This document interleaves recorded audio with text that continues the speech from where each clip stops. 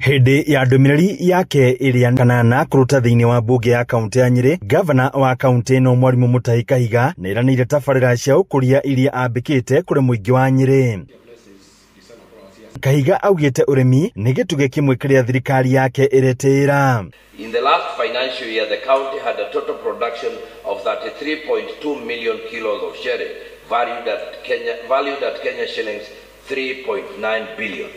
The growth in production is attributed to interventions around soil health, but also to the effort our farmers continue to put in the farms. Mr. Speaker, it is important to note that in the last coffee year, Nyeri farmers received some of the best prizes in the country. Akigathiriria makinya maria atacukitie hari ruhonge rwa ugima wa mwiri, Kahiga augite kaunti ya Nyeri irari namba 4 hari utungata wa thibitari riria atumia maraheo ciana. Administration has made investments aimed at improving maternal indicators.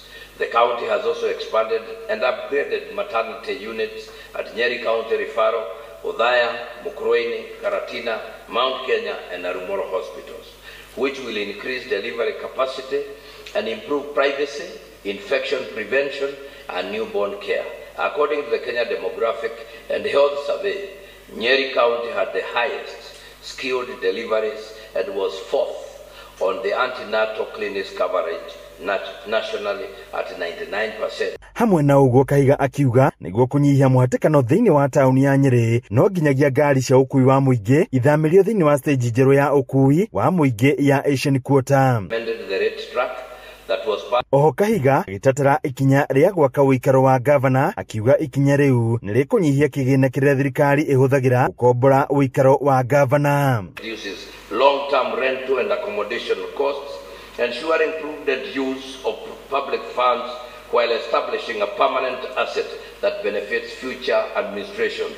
Ultimately, this project reinforces good governance, enhances public confidence, and enables the governor to serve the people of Nyeri with greater focus, accessibility, and effectiveness. Mr. Speaker, honorable members, my office will in the coming year initiate the construction of an official residence for the Deputy Governor. In the World Bank Kenya Devolution. Hadu-ini Hainoro TV kuma kaunti ya Nyeri, Jeta Theuri wa Bogom.